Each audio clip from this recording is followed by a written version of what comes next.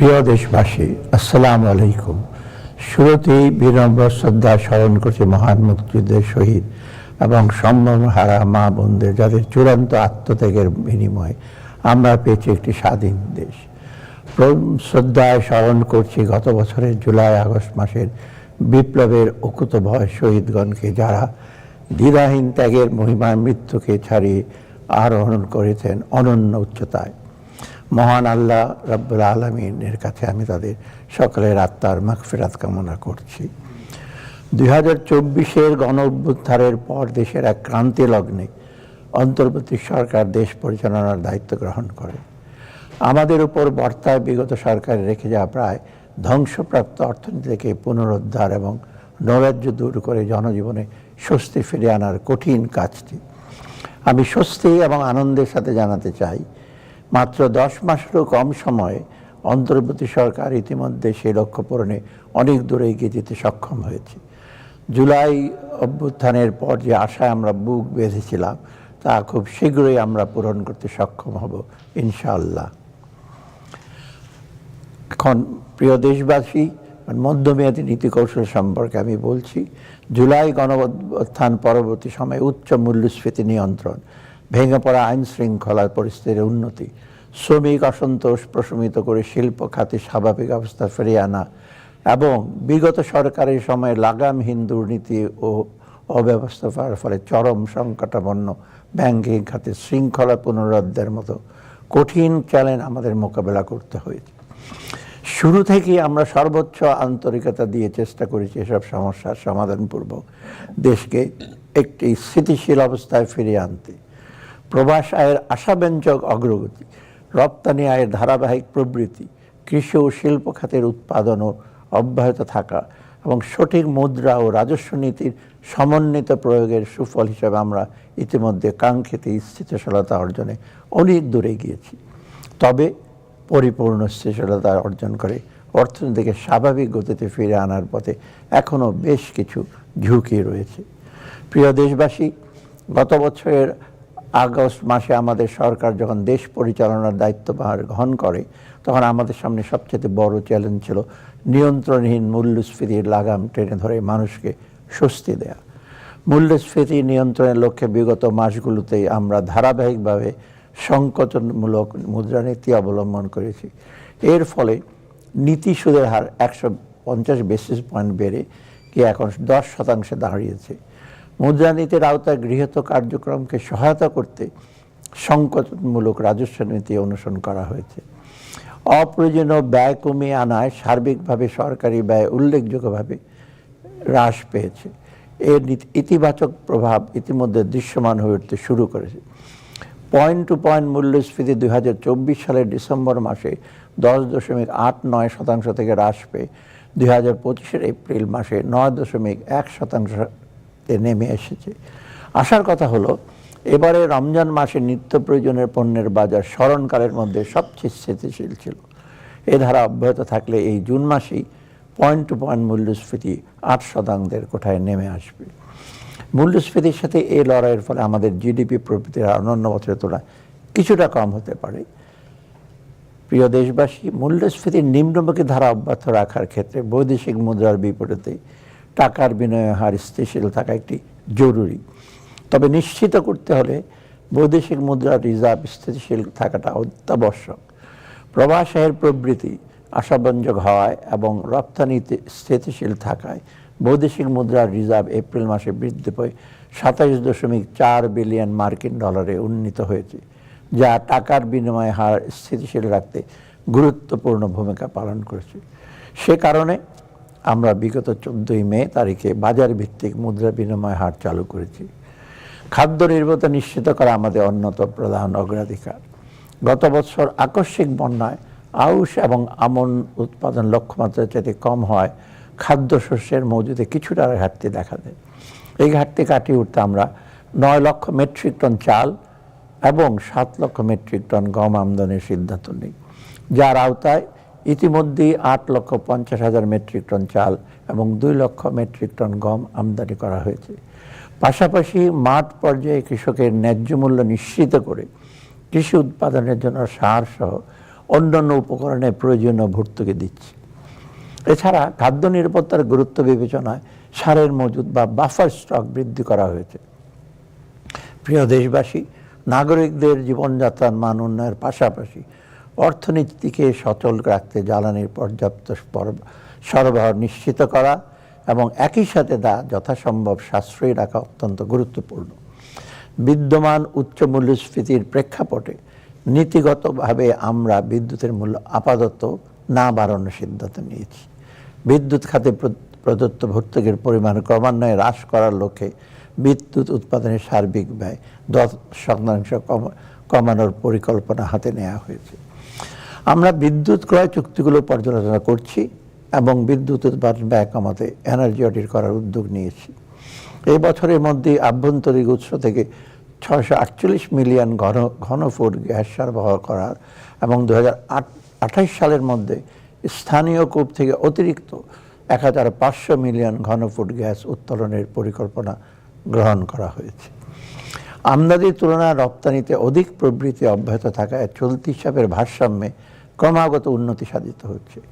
2025 সালের মার্চ মাসের শেষে চলতি হিসাবের ঘাটতি হ্রাস পেয়ে দাঁড়িয়েছে 0.66 বিলিয়ন মার্কিন ডলারে। তবে সরকারের কিচ্ছা সাধন নীতি চলমান থাকায় উন্নয়ন প্রকল্পের গতি কিছুটা স্লথ হয়ে পড়েছে এবং এর ফলে প্রকল্পগুলির জন্য প্রতিশ্রুত বৈদেশিক ঋণে ধীর গতি দেখা যাচ্ছে। তবে চলতি অর্থ বছরের জুন নাগাদ আমরা বিভিন্ন উন্নয়ন সহযোগিতার নিকট হতে আরও প্রায় 3.6 বিলিয়ন মার্কিন ডলার বাজেট সহায়তা পাবে মর্মে প্রত্যাশা করছি। প্রিয় দেশবাসী, মধ্যমেয়াদী অর্থনীতির গতি পুনরুদ্ধারের লক্ষ্যে কর জিডিপি অনুপাত বৃদ্ধির কোনো বিকল্প নেই। অথচ তুলনীয় অনেক দেশের চাইতে বাংলাদেশের কর জিডিপি অনুপাত উল্লেখযোগ্য পরিমাণে কম। রাজস্ব খাতকে আরও গতিশীল করতে এবং রাজস্ব আহরণের স্বচ্ছতা বৃদ্ধি করতে ইতিমধ্যে আমরা বেশ কিছু উল্লেখযোগ্য পদক্ষেপ গ্রহণ করেছি। অটোমেটেড ব্যবস্থার মাধ্যমে আয়কর রিটার্ন দাখিল সহজ করা হয়েছে, কর আদায় বৃত্তির লক্ষ্যে নতুন কর অফিস স্থাপন করা হয়েছে এবং কর আহরণের মধ্যে দীর্ঘমেয়াদী রাজস্ব কৌশল তৈরি করা হয়েছে।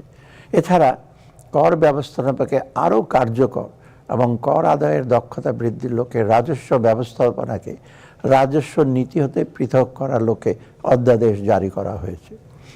বিগত সরকারের সময়ে আর্থিক খাতে নজিরবিহীন লুটপাট এবং দুর্নীতির ফলে খেলাপি ঋণ উল্লেখযোগ্য পরিমাণে বৃদ্ধি পেলেও তার বারবার পুনঃতফসিলীকরণের মাধ্যমে আর্থিক খাতের প্রকৃত অবস্থা গোপন রাখা হয়েছিল। কিন্তু আমরা আন্তর্জাতিক মানদণ্ড অনুযায়ী লোন লিজ ক্লাসিফিকেশন ও প্রভিশনিং ব্যবস্থা অবলম্বন করেছি। ফলে এই খাতে মোট খেলাপি ঋণের পরিমাণ 2023 সালের জুন মাসের 10.11% থেকে বৃদ্ধি পেয়ে 2024 সালের ডিসেম্বরে মাসে 20.20% উন্নীত হয়েছে। এই খাতের প্রকৃত চিত্র উদ্ঘাটনের লক্ষ্যে অ্যাসেট কোয়ালিটি রিভিউ এর মাধ্যমে আমরা ব্যাংকগুলোর প্রকৃত অবস্থা নিরূপণের কার্যক্রম শুরু করা হয়েছে। প্রিয় দেশবাসী, অর্থনৈতিক স্থিতিশীলতা ফিরিয়ে এনে একটি উন্নত সমাজ বিনির্মাণের উদ্দেশ্যে আমরা যে সকল কার্যক্রম গ্রহণ করেছি তার মূল লক্ষ্য হচ্ছে শূন্য দারিদ্র্য, শূন্য বেকারত্ব এবং শূন্য কার্বন ভিত্তিক সমাজ বিনির্মাণ, যার মাধ্যমে আমূল পরিবর্তন হবে দেশের মানুষের জীবনমানের এবং মুক্তি মিলবে বৈষম্যের দুষ্ট চক্র থেকে। যে স্বপ্নকে ধারণ করে জুলাই অভ্যুত্থানের ভিত রচিত হয়েছিল, সেই স্বপ্ন বাস্তবায়ন করে আগামী প্রজন্মের জন্য আমরা একটি সুন্দর বাসযোগ্য আবাসস্থলকে রেখে দিতে চাই। জনগণের জীবনযাত্রায় নিয়ে আসতে চাই এক সুদূর প্রসারী পরিবর্তনের ঢেউ। আমরা সে লক্ষ্যকে সামনে রেখে এবারের বাজেট সাজাবার চেষ্টা করেছি। আমাদের এবারের বাজেট কিছুটা ব্যতিক্রমধর্মী। দেশের ইতিহাসে প্রথমবারের মতো আমরা বিগত বাজেটের চেয়ে ছোট আকারের বাজেট আগামী অর্থবর্ষের জন্য প্রস্তাব করছি। প্রবৃদ্ধি কেন্দ্রিক ধারণা থেকে সরে এসে আমরা চেষ্টা করেছি সামগ্রিক উন্নয়নের ধারণার জোর দিতে। তাই প্রথাগত ভৌত অবকাঠামোর তৈরির খতিয়ান তুলে ধরার পরিবর্তে আমরা এবারের বাজেটে প্রাধান্য দিয়েছি মানুষকে। মৌলিক অধিকারের নিশ্চয়তা, সুন্দরভাবে বেঁচে থাকার জন্য প্রয়োজনীয় ব্যবস্থা, জীবিকার নিরাপত্তা এবং বৈষম্যহীন পরিবেশ, এই অত্যাবশ্যক উপাদানগুলো ছাড়া যে কোনো রাষ্ট্র অকার্যকর হয়ে পড়ে দুর্বল হয় সমাজের ভিত। এবারের বাজেটে তাই শিক্ষা, স্বাস্থ্য, সুশাসন, নাগরিক সুবিধা, কর্মসংস্থান ইত্যাদি বিষয়ের উপর জোর দেওয়া হয়েছে। জোর দেওয়া হয়েছে পাশাপাশি চতুর্থ বিপ্লব, স্বল্পোন্নত দেশ হতে উত্তরণ এবং জলবায়ু পরিবর্তনের ফলে ক্রমাগত যে সকল সুযোগ সৃষ্টি তার সুবিধা ভোগ এবং যে সকল চ্যালেঞ্জ তৈরি হয়েছে তাকে মোকাবেলা করে টেকসই উন্নয়ন নিশ্চিত করার দিকেও মনোযোগ দেওয়া হয়েছে। প্রিয় দেশবাসী, জুলাই বিপ্লবে আত্মোৎসর্গকারীরা আমাদের সামনে একটি বিরল সুযোগ তৈরি করে দিয়ে গেছেন দেশকে সঠিকভাবে পরিচালিত করে ভবিষ্যতের জন্য শক্ত ভিত গড়ার। আপনাদের সকলের সর্বাত্মক সহযোগিতায় সে লক্ষ্য পূরণের প্রত্যয় সুশাসন প্রতিষ্ঠা এবং প্রয়োজনীয় প্রাতিষ্ঠানিক সংস্কারের অঙ্গীকার পূরণে করাই হবে আমাদের আগামী দিনে আমাদের প্রধান লক্ষ্য। সুশাসন ও প্রাতিষ্ঠানিক সংস্কারের ব্যাপারে প্রিয় দেশবাসী, আমরা গত দেড় দশকে দুর্নীতি এবং সুশাসনের অভাবে দেশের প্রায় সকল প্রতিষ্ঠান ধ্বংসের দ্বারপ্রান্তে পৌঁছেছিল। তাই দেশকে পুনরায় সঠিক পথে ফিরিয়ে আনতে সুশাসন প্রতিষ্ঠা এবং প্রাতিষ্ঠানিক সংস্কারে সর্বোচ্চ গুরুত্ব দেওয়া প্রয়োজন। সে লক্ষ্যে আমাদের অন্তর্বর্তী সরকার প্রয়োজনীয় সংস্কারের রূপরেখা তৈরি করেছে এবং বাস্তবায়নের লক্ষ্যে 11টি সংস্কার কমিশন গঠন করেছে। ইতিমধ্যে সবগুলো কমিশন তাদের প্রতিবেদন জমা দিয়েছে এবং এই কমিশনেরও কাজগুলো সমন্বয় করার জন্য এবং বাস্তবায়ন করার জন্য একটি ঐক্যমত্য কমিশন গঠন করে, যার নেতৃত্বে আছেন আমাদের মাননীয় প্রধান উপদেষ্টা। প্রিয় দেশবাসী, গণতান্ত্রিক শাসন ব্যবস্থার প্রতিষ্ঠা ও দুর্নীতি নির্মূলের লক্ষ্যে দুর্নীতি দমন কমিশন আইন 2004-এর সংশোধন কার্যক্রম চলমান রয়েছে। বিদেশে পাচারকৃত অর্থ ফেরত আনার বিষয়ে দুর্নীতি দমন সংক্রান্ত জাতিসংঘের কনভেনশন অনুযায়ী দুর্নীতি দমন কমিশন যথাযথভাবে কাজ করে যাচ্ছে। অন্তর্বর্তীকালীন সরকার কর্তৃক গঠিত দুদক সংস্কার কমিশন সম্প্রতি তাদের সুপারিশ প্রদান করেছে, যা যাচাই পূর্বক দ্রুত বাস্তবায়ন করা হবে। ভূমি আইন ও ভূমি ব্যবস্থাপনার সংস্কার করা হচ্ছে। এই ভূমি সংক্রান্ত মামলা নিষ্পত্তিতে ধীরগতি হ্রাসের উদ্যোগে গ্রহণ করা হয়েছে। সেই লক্ষ্যে ভূমি সংক্রান্ত ফৌজদারি এবং দেওয়ানি মামলা মোকদ্দমাগুলো হ্রাস করা এবং ভূমি সেবাকে সহজীকরণ লক্ষ্যে প্রয়োজনীয় আইন প্রণয়ন করা হচ্ছে। অটোমেটেড ভূমি ব্যবস্থার আওতায় ভূমি সেবা ডিজিটালাইজ করা হয়েছে। ভূমি প্রশাসন সকল সেবা পরিকাঠামোকে জনগণের নিকট পৌঁছে দেওয়ার লক্ষ্যে ভূমি ব্যবস্থাপনার অটোমেশন প্রকল্প দ্রুতগতিতে এগিয়ে নেওয়া হচ্ছে। অন্তর্বর্তী সরকারের অন্যতম লক্ষ্য হল নির্বাচন ব্যবস্থার সংস্কার। একটি অবাধ ও নিরপেক্ষ নির্বাচনের মাধ্যমে জনগণের ভোটাধিকার প্রতিষ্ঠা করা এবং গণতান্ত্রিক সরকারের হাতে ক্ষমতা হস্তান্তর করা। গত দেড় দশকে দেশের নির্বাচন ব্যবস্থা পুরোপুরি ভেঙে ফেলা হয়েছে। তাই আমরা নির্বাচনী ব্যবস্থার সংস্কারের উপর সর্বোচ্চ অগ্রাধিকার প্রদান করেছি এবং এ লক্ষ্যে বিভিন্ন আইন, নীতিমালা ও আদেশের সংশোধন ও সংস্কারের কার্যক্রম হাতে নিয়েছি। বিচার ব্যবস্থার উন্নয়ন সংস্কারের জন্য সারা দেশের অধস্তন আদালতসমূহ তত্ত্বাবধান করার জন্য হাইকোর্ট বিভাগের 13 জন মাননীয় বিচারপতি সমন্বয়ে 13টি মনিটরিং কমিটি গঠন করা হয়েছে। বাংলাদেশ সুপ্রিম কোর্টের বিচারক নিয়োগে প্রক্রিয়াকে স্বচ্ছ ও নিরপেক্ষ ও জবাবদিহিমূলক সরকার উদ্দেশ্যে সুপ্রিম কোর্টের বিচারক নিয়োগ অধ্যাদেশ 2025 জারি করা হয়েছে। নিরাপত্তা ও সুরক্ষা সেবার উন্নয়নের জন্য আমরা চেষ্টা করছি। সুরক্ষা সেবার মন্নয়নে পাসপোর্ট প্রদানের ক্ষেত্রে পুলিশ প্রতিবেদন গ্রহণের শর্ত তুলে দেওয়া হয়েছে। কারাগারকে সংশোধনাগারে রূপান্তরের লক্ষ্যে বাংলাদেশ কারা ও সংশোধন পরিষেবা আইন 2025 প্রণয়নের কার্যক্রম হাতে নেওয়া হয়েছে। আর্থিক খাতের পুনর্গঠন ও সংস্কারে আমরা কার্যক্রম নিয়েছি। বিগত 15 বছরে আর্থিক খাতে নজিরবিহীন অপশাসনের মাধ্যমে এই খাতকে ধ্বংসের কিনারায় নিয়ে যাওয়া হয়েছে। 5 আগস্ট 2024 রাজনৈতিক পট পরিবর্তনের প্রেক্ষাপটে ব্যাংকিং খাতের দীর্ঘদিনের কাঠামোগত চ্যালেঞ্জ মোকাবেলা, সুশাসন প্রতিষ্ঠা ও আমানতকারীদের আস্থা পুনরুদ্ধারে সরকারের গুরুত্বপূর্ণ সংস্কারের উদ্যোগ গ্রহণ করেছে। ব্যাংকের মূলধন ঘাটতি তারল্য সংকট, দেউলিয়াত্ব বা অস্তিত্বের জন্য হুমকি এমন সকল ঝুঁকি সময়োপযোগী সমাধান এবং আর্থিক স্থিতিশীলতা নিশ্চিতকরণে ব্যাংক রেজলিউশন অধ্যাদেশ 2025 প্রণয়ন করা হয়েছে। সংস্কারের অংশ হিসাবে 3টি টাস্কফোর্স গঠন করেছে, যার প্রধান উদ্দেশ্য ব্যাংকিং খাত সংস্কার কর্মসূচির ভিত্তি করে ব্যাংকগুলোর সম্পদের ব্যাপক গুণগত মান পর্যালোচনা করা, দ্বিতীয়ত নীতি ও প্রবিধানসমূহের কার্যকর প্রয়োগ নিশ্চিতকরণ এবং ব্যাংকিং ব্যবস্থার সুশাসন বজায় রাখতে বাংলাদেশ ব্যাংকের সক্ষমতা ও দক্ষতা বৃদ্ধি করা, এবং তৃতীয়ত দেশীয় ও আন্তর্জাতিক পর্যায়ে চুরি পাচার হওয়া সম্পদ উদ্ধারে কার্যকর উদ্যোগ গ্রহণ করা। প্রিয় দেশবাসী, বিগত সরকারের অনিয়ম, কারসাজি ও দুর্নীতির ফলে প্রায় ধ্বংসপ্রাপ্ত বাংলাদেশের পুঁজিবাজারে পুনরায় গতি ফিরিয়ে আনার লক্ষ্যে মাল্টিন্যাশনাল কোম্পানিগুলোতে সরকারের শেয়ার কমিয়ে পুঁজিবাজারের অন্তর্ভুক্তকরণ, বেসরকারি খাতের দেশীয় বড় কোম্পানিগুলোকে পুঁজিবাজারে তালিকাভুক্তির জন্য উৎসাহ প্রদান, বাজারে কারসাজি রুখতে দ্রুততম সময়ের জন্য সুনির্দিষ্ট পরিকল্পনা বাস্তবায়ন, অনিয়মের সাথে জড়িত সকলকে আইনের আওতায় আনা এবং ব্যাংক ঋণের উপর নির্ভরতা কমাতে পুঁজিবাজার থেকে বন্ড ও ইকুইটির মাধ্যমে তহবিল সংগ্রহের সুযোগ বৃদ্ধি ইত্যাদি বিষয়ে কার্যক্রম চলমান রয়েছে।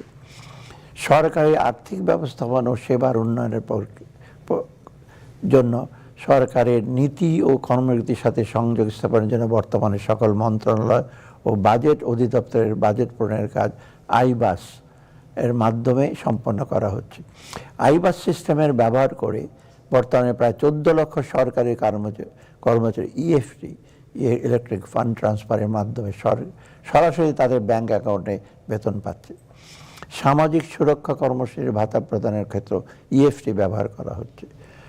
সরকারের অনুদান ও সাহায্য মঞ্জুরির সঠিক তথ্য সংগ্রহ এবং সুষ্ঠু ব্যবস্থাপনার লক্ষ্যে 172টি স্বায়ত্তশাসিত প্রতিষ্ঠানের অধীন বাস্তবায়ন প্রকল্পের বিপরীতে সরকারি হিসাবে পার্সোনাল লেজার পিএল অ্যাকাউন্ট খোলা হয়েছে।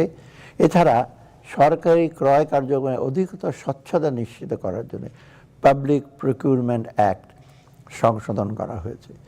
ঘরে বসে ঝামেলাবিহীন উপায়ে এক ঠিকানায় সকল সরকারি সেবা অনলাইনে প্রদানের লক্ষ্যে নিয়ে অচিরেই নাগরিক সেবা শীর্ষক প্ল্যাটফর্ম চালু করা হবে। এই উদ্যোগের মাধ্যমে বিপুল সংখ্যক তরুণীর উদ্যোক্তা হিসাবে আয়ের সুযোগও তৈরি হবে। প্রিয় দেশবাসী, বিগত সরকারের রেখে যাওয়া সংকটাপন্ন অর্থনীতিকে স্বাভাবিক অবস্থায় ফিরিয়ে আনার লক্ষ্যে বিভিন্ন গুরুত্বপূর্ণ অর্থনৈতিক বিষয় re-strategizing the economy and mobilizing resources for equitable and sustainable development শীর্ষক টাস্কফোর্স থেকে এবং দুর্নীতি ও অর্থনৈতিক অবস্থার সংক্রান্ত বিষয়ে শ্বেতপত্র কমিটির থেকে ইতিমধ্যে সুপারিশ পাওয়া গেছে। জাতীয় অর্থনৈতিক পরিকল্পনা গ্রহণ ও বাস্তবায়ন এবং পরবর্তী অধ্যায়ে বিবৃত খাতভিত্তিক অগ্রাধিকার নির্ধারণের ক্ষেত্রে এ সকল সুপারিশসমূহ বিবেচনায় নেওয়া হয়েছে। প্রিয় দেশবাসী, আমি এখন 2024-25 অর্থবছরের সম্পূরক বাজেট এবং আগামী 2025-26 অর্থবছরের বাজেট আপনাদের কাছে পেশ করছি। 2024-25 সম্পর্ক বাজেট। প্রিয় দেশবাসী, সার্বিক রাজস্ব আহরণ ও ব্যয়ের অগ্রগতি বিবেচনায় চলতি 2024-25 অর্থবছরের বাজেট সংশোধনও সমন্বয় করতে হয়েছে। প্রস্তাবিত সংসদের রাজস্ব আয় 2024-25 অর্থবছরের সম্পূরক বাজেটের রাজস্ব আহরণের লক্ষ্যমাত্রা মূল বাজেটে 23,000 কোটি টাকা হ্রাস করে 5,18,000 কোটি টাকার প্রস্তাব করছি। প্রস্তাবিত সংসদীয় ব্যয় চলতি 2024-25 অর্থবছরের সরকারি ব্যয় 53,000 কোটি টাকা হ্রাস করে 7,44,000 কোটি টাকা নির্ধারণের প্রস্তাব করছি। এর মধ্যে বার্ষিক উন্নয়ন কর্মসূচির আকার 2,65,000 কোটি টাকা হতে 49,000 কোটি টাকা হ্রাস করে 2,16,000 কোটি টাকা নির্ধারণের প্রস্তাব করছি। সংসদীয় বাজেটের ঘাটতি ও অর্থায়ন। চলতি অর্থবছরে বাজেট ঘাটতি প্রাক্কলন করা হয়েছিল 2,56,000 কোটি টাকা। সংশোধিত বাজেটে ঘাটতি প্রস্তাব করা হচ্ছে 2,26,000 কোটি টাকা, যা জিডিপির 4.1%। এখন প্রস্তাবিত বাজেট 2025-26-এর কথা বলছি। প্রিয় দেশবাসী, সম্পদের সুষম বন্টন ও বৈষম্যহীন বাংলাদেশ গড়া এবারের বাজেটের অন্যতম লক্ষ্য। পাশাপাশি রাজস্ব আয় ও সরকারি ব্যয়ের মধ্যে ভারসাম্য রক্ষা করে একটি যৌক্তিক ও বাস্তবায়নযোগ্য বাজেট প্রণয়নই হবে এ বাজেটের একটি অন্যতম উদ্দেশ্য। সেই পরিপ্রেক্ষিতে আমি এখন আগামী 2025-26-এর অর্থ বছরের বাজেট কাঠামোর উপর আলোকপাত করছি। রাজস্ব আহরণ বৃদ্ধির লক্ষ্যে কর অব্যাহতি যৌক্তিকরণ সহ মধ্যমেয়াদী রাজস্ব আহরণের লক্ষ্যমাত্রা অর্জনের বিশেষ জাতীয় রাজস্ব বোর্ডের কার্যক্রম অব্যাহত রয়েছে। জাতীয় রাজস্ব বোর্ডের কার্যক্রমকে আরও শক্তিশালী করতে জনবল বাড়ানো হয়েছে। এছাড়া কর অব্যাহতির সুবিধা ক্রমান্বয়ে কমিয়ে আনা, কর জাল সম্প্রসারণ, বিভিন্ন পণ্য ও পরিষেবার যথাসম্ভব একই হারে ভ্যাট নির্ধারণ করার বিষয়টি সক্রিয় বিবেচনাধীন রয়েছে। প্রস্তাবিত রাজস্ব আয় আগামী 2025-26 অর্থবছরে মোট 5,64,000 কোটি টাকা রাজস্ব আয়ের প্রস্তাব করছি, যা জিডিপি 9%। এর মধ্যে রাজস্ব বোর্ডের মাধ্যমে 4,99,000 কোটি টাকা এবং অন্যান্য উৎস হতে 65,000 কোটি টাকা সংগ্রহ করার প্রস্তাব করছি। প্রস্তাবিত ব্যয় 2025-26 অর্থবছরের জন্য মোট 7,90,000 কোটি টাকা ব্যয়ের প্রস্তাব করছি, যা জিডিপির 12.7%। এর মধ্যে পরিচালন সহ অন্যান্য খাতে মোট 5,60,000 কোটি টাকা এবং বার্ষিক উন্নয়ন কর্মসূচিতে 2,30,000 টাকা বরাদ্দের প্রস্তাব করছি। এই প্রসঙ্গে উল্লেখ করতে চাই যে 2015 সালের পর অদ্যাবধি কোনো বেতন কাঠামো প্রণীত না হয় বিষয়টি বিবেচনা নিয়ে এবারের বাজেটে সরকারি কর্মচারীদের জন্য বিশেষ সুবিধার পরিমাণ বৃদ্ধির প্রস্তাব করছি।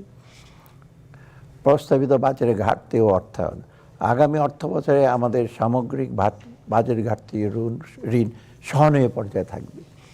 2025-26 অর্থ বছরের প্রস্তাবিত বাজেটের ঘাটতির পরিমাণ দাঁড়াবে 2,26,000 কোটি টাকা, যা জিডিপির 3.6%। প্রস্তাবিত বাজেটের মোট ঘাটতির মধ্যে 1,25,000 কোটি টাকা অভ্যন্তরীণ উৎস হতে এবং 1,01,000 কোটি টাকা বৈদেশিক উৎস হতে নির্বাহ করার প্রস্তাব করছি। আগামী অর্থ বছরে সুদ পরিশোধ বাবদ মোট ব্যয় ধরা হয়েছে 1,22,000 কোটি টাকা। শিক্ষা সম্পর্কে একটি শক্তিশালী অর্থনৈতিক কাঠামো বিনির্মাণে বিজ্ঞান, প্রযুক্তি, কারিগরি শিক্ষার কোনো বিকল্প নেই। তাই এবারের বাজেটে বিজ্ঞান ভিত্তিক, প্রযুক্তি নির্ভর ও কর্মোপযোগী শিক্ষার পরিবেশ তৈরি এবং যুব কর্মসংস্থানকে বিশেষ অগ্রাধিকার দেওয়া হয়েছে। প্রাথমিক ও গণশিক্ষার উন্নয়নে স্বল্প, মধ্য ও দীর্ঘমেয়াদী সংস্কার কার্যক্রম শুরু হয়েছে, যার মূল লক্ষ্য হল শিক্ষার্থীর জন্য পড়াশোনার উপযুক্ত পরিবেশ সৃষ্টি ও মানসম্পন্ন শিক্ষা প্রদান।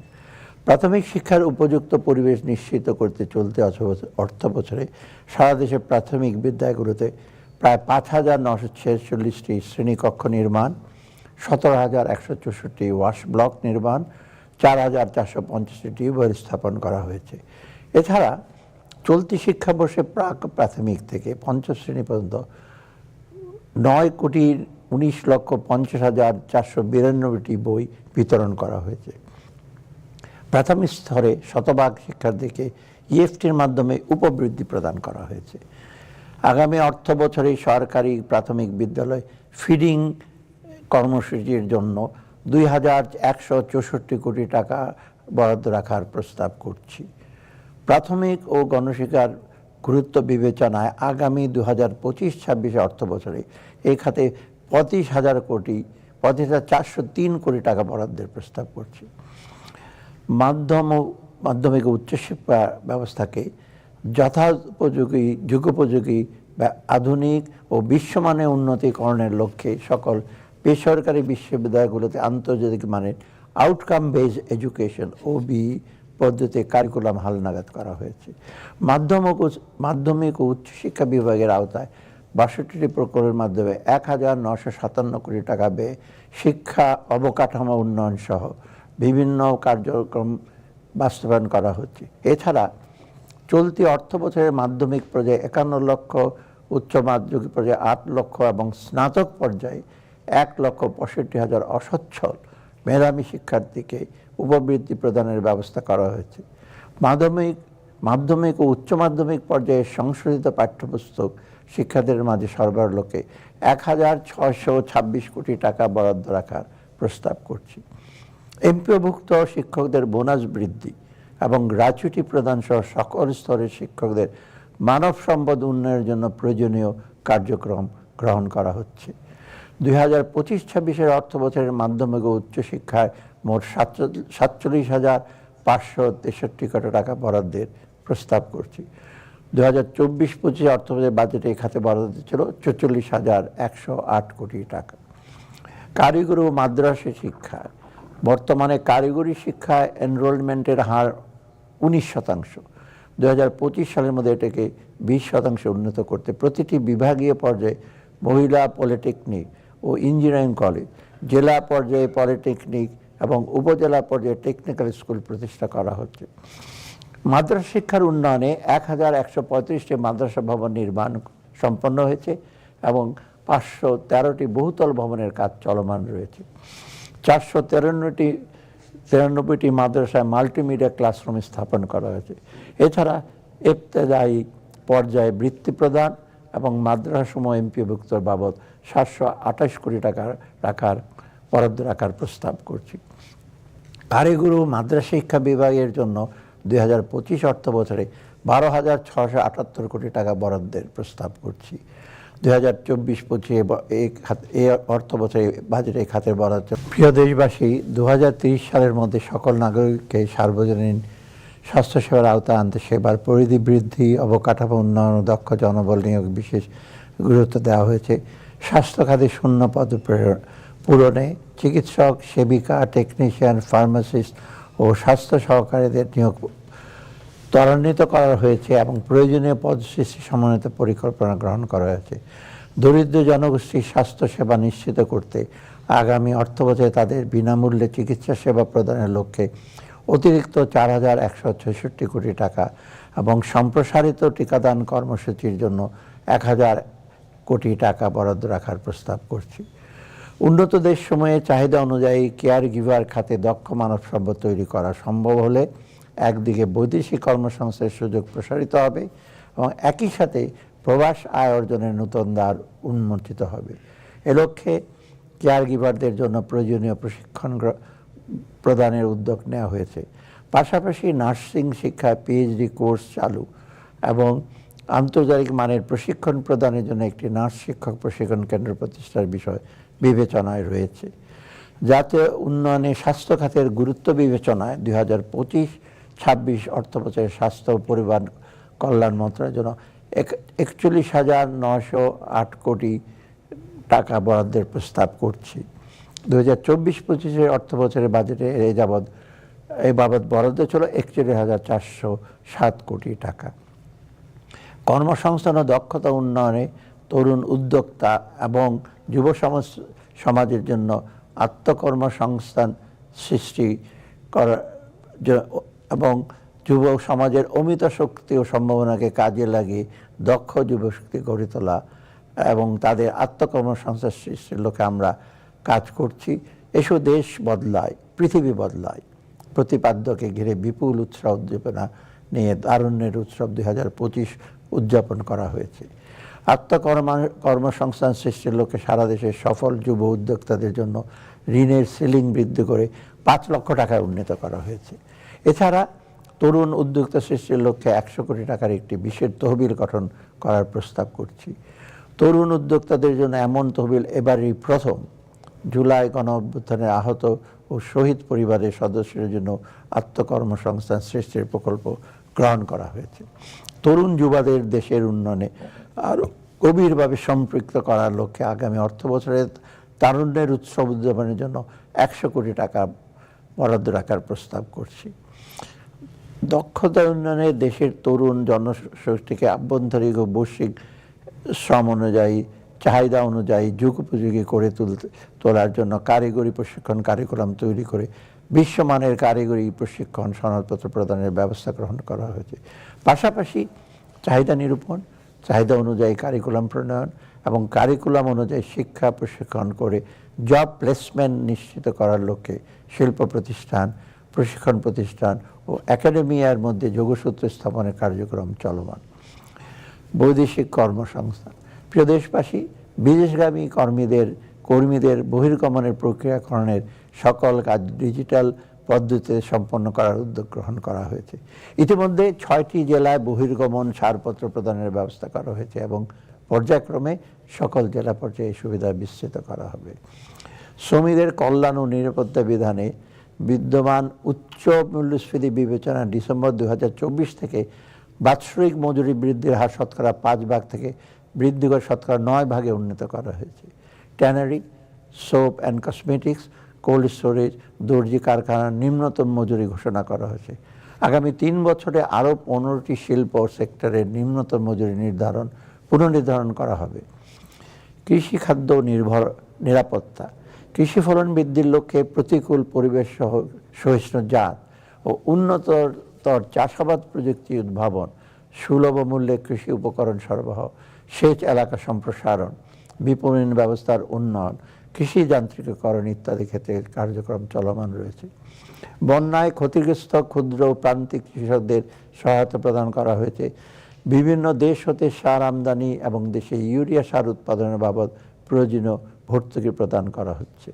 প্রিয় দেশবাসী, উৎপাদিত কৃষি পণ্যের অপচয় রোধ করা সহ সার্বিক কৃষি উৎপাদন ব্যবস্থা শক্তিশালী করার লক্ষ্যে প্যাকেজিং সহ হিমাগার ও কোল্ড চেইন কাঠামো শক্তিশালীকরণ, কৃষি পণ্য পরিবহন ব্যবস্থার উন্নয়ন, কৃষি পণ্যের সাপ্লাই চেনের সকল অংশীদারের একটি পূর্ণাঙ্গ ডাটাবেস তৈরি করা, বিশেষায়িত কৃষি প্রক্রিয়াজাতকরণ অঞ্চল প্রতিষ্ঠা করা ইত্যাদি কার্যক্রম জোরদার করা হয়েছে। খাদ্য নিরাপত্তা। দারিদ্র্য বিমোচন এবং নিম্ন আয়ের জনগোষ্ঠীর খাদ্য নিরাপত্তা নিশ্চিত করার লক্ষ্যে ওএমএস এবং খাদ্য বান্ধব কর্মসূচি চলমান রয়েছে। বর্তমানে 1901টি কেন্দ্রের মাধ্যমে সারা দেশে ওএমএস কার্যক্রম পরিচালিত হচ্ছে।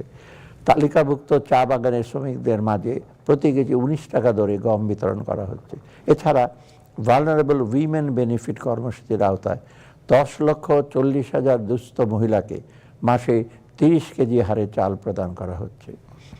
প্রিয় দেশবাসী, আগামী অর্থবছরে খাদ্য গুদামের ধারণ ক্ষমতা 37 লক্ষ মেট্রিক টনে উন্নতিকরণ এবং খাদ্যশস্য ব্যবস্থাপনার প্রাতিষ্ঠানিক সক্ষমতা বৃদ্ধির জন্য কর্মপরিকল্পনা গ্রহণ করা হয়েছে। মৎস্য ও প্রাণী সম্পদ। দেশবাসী, দেশের ক্রমবর্ধমান নিরাপদ প্রাণীজ আমিষের চাহিদা পূরণের ক্ষেত্রে মৎস্য এবং গবাদি পশু হাঁস মুরগির টেকসই জাত উন্নয়নে এবং রোগ নিয়ন্ত্রণের মাধ্যমে কাঙ্ক্ষিত উৎপাদনের লক্ষ্যে কর্মপরিকল্পনা গ্রহণ করা হয়েছে। জাতিসংঘ খাদ্য কৃষি সংস্থার the state of the world fisheries aquaculture 2024-এর প্রতিবেদন অনুযায়ী আভ্যন্তরিক মুক্ত জলাশয়ে মাছ উৎপাদনে বাংলাদেশ দ্বিতীয় এবং বদ্ধ জলাশয়ে চাষকৃত মাছ উৎপাদনে 5ম স্থানে রয়েছে। মিঠা পানির মাছ উৎপাদন বৃদ্ধির লক্ষ্যে প্রতি বছর 29 মে হতে 28 জুন পর্যন্ত হাওর এলাকার সকল ধরনের মাছ ধরা বন্ধ রাখার জন্য সরকারি নির্দেশনা জারি করা হয়েছে। সামুদ্রিক জলসীমায় 15 এপ্রিল হতে 11 জুন পর্যন্ত সকল প্রকার মৎস্য আহরণ নিষিদ্ধ করা হয়েছে। দেশের মানুষের আমিষের চাহিদা বিবেচনা রেখে আগামী 2025-26 অর্থবছরে 52,55,000 মেট্রিক টন মৎস্য উৎপাদনের লক্ষ্যমাত্রা নির্ধারণ করা হয়েছে। প্রিয় দেশবাসী, 2025-26 অর্থবছরে কৃষি, খাদ্য এবং মৎস্য প্রাণী সম্পদ মন্ত্রণালয়ের জন্য মোট 39,620 কোটি টাকা বরাদ্দের প্রস্তাব করছে, যা 2024-25 অর্থবছরে ছিল 38,259 কোটি টাকা। সামাজিক নিরাপত্তা এবং অন্তর্ভুক্তিমূলক উন্নয়ন। প্রিয় দেশবাসী, দরিদ্র প্রান্তিক ও ঝুঁকিগ্রস্ত জনগোষ্ঠীর দারিদ্র্য হ্রাস, সামাজিক বৈষম্য হ্রাস এবং জীবনযাত্রার মান উন্নয়ন নিশ্চিত করতে এবারের বাজেটে সুবিধাভোগীর সংখ্যা এবং মাথাপিছু বরাদ্দ উভয়ই বৃদ্ধি করার দিকে নজর দিয়েছে। এই প্রেক্ষাপটে আগামী অর্থ বছর থেকে বেশ কিছু ভাতার হার বৃদ্ধি করার প্রস্তাব করছি। এর মধ্যে কয়েকটি উল্লেখযোগ্য হলো বয়স্ক ভাতার মাসিক হার 600 টাকা হতে 650 টাকায় বিধবা ও স্বামীদের নিগৃহীতা মহিলাদের মাসিক ভাতা 550 থেকে 650 টাকায়, প্রতিবন্ধীদের মাসিক ভাতা 850 থেকে 900 টাকায় এবং মা ও শিশু সহায়তা কর্মসূচির আওতায় প্রদত্ত মাসিক ভাতার হার 800 টাকা থেকে 850 টাকা বৃদ্ধি। এছাড়া অনগ্রসর জনগোষ্ঠীর জন্য মাসিক ভাতার হার 650 কোটি টাকা উন্নত করার প্রস্তাব করছি। প্রিয় দেশবাসী, মূল্যস্ফীতির কষাঘাত থেকে প্রান্তিক জনগোষ্ঠীকে সুরক্ষা দিতে জানুয়ারি 2025 হতে ট্রেডিং কর্পোরেশন অব বাংলাদেশের মাধ্যমে স্মার্ট ফ্যামিলি কার্ডের ভিত্তিতে 57 লক্ষ পরিবারকে মসুর ডাল, সয়াবিন তেল ইত্যাদি নিত্য প্রয়োজনীয় পণ্য সরবরাহ করা হচ্ছে। এছাড়া আমি খাদ্য বান্ধব কর্মসূচির মেয়াদ আগামী অর্থ বছরে 6 মাসে উন্নত করার প্রস্তাব করছি। একই সাথে বর্তমানে সহায়তাপ্রাপ্ত 50 লক্ষ পরিবারের অতিরিক্ত আরও 5 লক্ষ পরিবারকে এর আওতাভুক্ত করার প্রস্তাব করছি। প্রিয় দেশবাসী, জুলাই গণঅভ্যুত্থানের ইতিহাস ও স্মৃতি সংরক্ষণের গণঅভ্যুত্থানের শহীদদের পরিবার এবং আহত ছাত্র জনতার পুনর্বাসন সহ গণঅভ্যুত্থানের আদর্শ ও চেতনাকে রাষ্ট্রীয় ও জাতীয় জীবনে সুপ্রতিষ্ঠিত করার উদ্দেশ্যে ইতিমধ্যে জুলাই গণঅভ্যুত্থান অধিদপ্তর প্রতিষ্ঠা করা হয়েছে এবং গণভবনকে জুলাই গণঅভ্যুত্থান স্মৃতি জাদুঘর হিসাবে প্রতিষ্ঠার কার্যক্রম চলমান রয়েছে। শীঘ্রই জুলাই গণঅভ্যুত্থানের শহীদদের পরিবার এবং আহতদের জন্য ভাতা প্রদানের লক্ষ্যে নীতিমালা প্রণয়ন করা হবে। এছাড়াও তাদের চিকিৎসা ও পুনর্বাসনের জন্য প্রয়োজনীয় কার্যক্রম গ্রহণ করা আছে।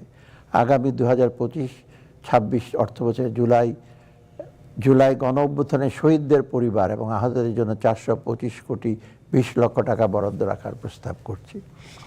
সামাজিক নিরাপত্তা খাতের ব্যাপ্তি এবং গুরুত্ব বিবেচনা আগামী 2025-26 অর্থবছরে 1,26,731 কোটি টাকা বরাদ্দ রাখার প্রস্তাব করছে। এক্ষেত্রে পেনশন ব্যতীত সামাজিক নিরাপত্তা বিস্তৃতির জন্য 2025-26 অর্থবছরের বরাদ্দের পরিমাণ দাঁড়াবে 91,297 কোটি টাকা। বিনিয়োগ, শিল্প ও বাণিজ্য। প্রিয় দেশবাসী, দেশে বেসরকারি বিনিয়োগ বৃদ্ধি করতে হলে উপযুক্ত পরিবেশ সৃষ্টি করা, তাই বিনিয়োগের পথে বিদ্যমান অন্তরায়গুলো চিহ্নিত করে তা দ্রুত সময়ে দূর করার বিষয়ে আমরা সর্বোচ্চ চেষ্টা করছি। বিনিয়োগকারীদের দ্রুত ও সহজ সেবা প্রদানের লক্ষ্যে ওয়ান স্টপ সার্ভিস পোর্টাল হতে বর্তমানে 43টি সংস্থার 134টি সেবা প্রদান করা হয়েছে। এছাড়া ব্যবসা বা পরিবেশ উন্নয়নের একটি সিঙ্গেল প্ল্যাটফর্মে আবেদন ও প্রক্রিয়াকরণ ও সেবা প্রদানের উদ্দেশ্যে জাতীয় রাজস্ব বোর্ডের আওতায় বাংলাদেশ সিঙ্গেল উইন্ডো BSW খোলা হয়েছে। বিদেশি বিনিয়োগ বৃদ্ধির জন্য বিনিয়োগকারীদের জন্য একটি পাইপলাইন তৈরি করা হচ্ছে। এর মাধ্যমে বিনিয়োগের প্রতিশ্রুতিকে ট্র্যাকিংয়ের মাধ্যমে প্রকৃত বিনিয়োগে রূপান্তর করা হবে। এছাড়া দেশের সম্ভাবনাময় ক্ষেত্রসমূহে সরকারি বেসরকারি অংশীদারত্বের মাধ্যমে বিনিয়োগ প্রকল্প বাস্তবায়নে উৎসাহিত করার দিকেও আমরা বিশেষ নজর দিচ্ছি। এ লক্ষ্যে পাবলিক প্রাইভেট পার্টনারশিপের তহবিল হিসাবে আগামী অর্থবৎসরে 5,040 কোটি টাকা বরাদ্দ রাখার প্রস্তাব করছি। প্রিয় দেশবাসী, সরকারি বিনিয়োগের ক্ষেত্রে কম গুরুত্বপূর্ণ ও রাজনৈতিক বিবেচনায় গৃহীত বেশ কিছু প্রকল্প বাদ দেওয়া হয়েছে। বিনিয়োগ প্রকল্প গ্রহণের ফলে গ্রিন হাউস গ্যাস নিঃসরণ হ্রাস বৃদ্ধি, অর্থাৎ পরিবেশ ও প্রতিবেশের উপর প্রভাব নিরূপণে এবং জলবায়ু পরিবর্তনের কারণে সৃষ্ট দুর্যোগের প্রভাব মোকাবিলায় বিবেচ্য প্রকল্প কতটুকু সহনশীল তা প্রকল্প প্রক্রিয়াকরণের সময় যাচাই ও মূল্যায়ন করা হচ্ছে। প্রিয় দেশবাসী, আমরা সিদ্ধান্ত নিয়েছি 2026 সালের নভেম্বর মাসে স্বাভাবিক নিয়মে স্বল্পোন্নত দেশের তালিকাতে আনুষ্ঠানিক উত্তরণ পরবর্তী সময়ে চ্যালেঞ্জসমূহ মোকাবেলায় ভবিষ্যতের কর্মপরিকল্পনা সমূহ চিহ্নিত করে ইতিমধ্যে স্মুথ ট্রানজিশন স্ট্র্যাটেজি STS প্রণয়ন করা হয়েছে। বাণিজ্যিক খাতের প্রতিযোগিতা সক্ষমতা বৃদ্ধির লক্ষ্যে লজিস্টিক্স খাতের উন্নয়ন সহ স্বল্প ও দীর্ঘমেয়াদী পরিকল্পনা গ্রহণ করা হচ্ছে এবং বাণিজ্য সম্ভাবনাময় বিভিন্ন দেশ ও আঞ্চলিক অর্থনৈতিক জোটের সাথে বাণিজ্য চুক্তি স্বাক্ষর সহ বিভিন্ন পদক্ষেপ বাস্তবায়নের কাজ চলমান রয়েছে। ক্ষুদ্র ও মাঝারি শিল্পের উন্নয়ন। প্রিয় দেশবাসী, 2023-24 অর্থবছরের প্রাক্কলন অনুযায়ী বাংলাদেশের GDP-তে কুটির কুটির ক্ষুদ্র মাঝারি শিল্পের অবদান প্রায় 11.89%। সম্ভাবনাময় এই খাতের বিকাশে সংশ্লিষ্ট উদ্যোক্তাদের দক্ষতা বৃদ্ধি এবং ব্যবসার পরিবেশ উন্নয়নের লক্ষ্যে বিভিন্ন কার্যক্রম চলমান রয়েছে। আগামী 3 বছরের মধ্যে এই খাতের বিকাশে 15,000 নতুন উদ্যোক্তা তৈরি, 25,000 উদ্যোক্তাকে দক্ষতামূলক ও কারিগরি প্রশিক্ষণ প্রদান, বিভাগীয় শহরে SME প্রোডাক্ট ডিসপ্লে ও সেলস সেন্টার স্থাপন, জেলা শহরে আঞ্চলিক SME পণ্য মেলা আয়োজন, SMEর উদ্যোক্তাদের কেন্দ্রীয় ডাটাবেস প্রতিষ্ঠা, নারী উদ্যোক্তা সহ প্রান্তিক পর্যায়ে CMSMEর খাতের 10,000 উদ্যোক্তাকে 1,000 কোটি টাকা ঋণ বিতরণ, ডিজিটাল প্ল্যাটফর্মের মাধ্যমে 3,000 নারী উদ্যোক্তাদের সাথে কর্পোরেট ক্রেতা প্রতিষ্ঠানের সংযোগ স্থাপন ইত্যাদি কার্যক্রম বাস্তবায়নের পরিকল্পনা গ্রহণ করা হয়েছে। নারী ও শিশুর কল্যাণ। প্রিয় দেশবাসী, নারী সুরক্ষা নিশ্চিত করতে জাতীয় মহিলা প্রশিক্ষণ ও উন্নয়ন একাডেমির মাধ্যমে মহিলাদের জন্য দক্ষতা ভিত্তিক কর্মসূচি গ্রহণ করা হয়েছে এবং উপজেলা পর্যায়ে মহিলা প্রশিক্ষণ কেন্দ্রের মাধ্যমে প্রশিক্ষণ প্রদান করা হচ্ছে। নারীর ক্ষমতায়ন ও দারিদ্র্য বিমোচনে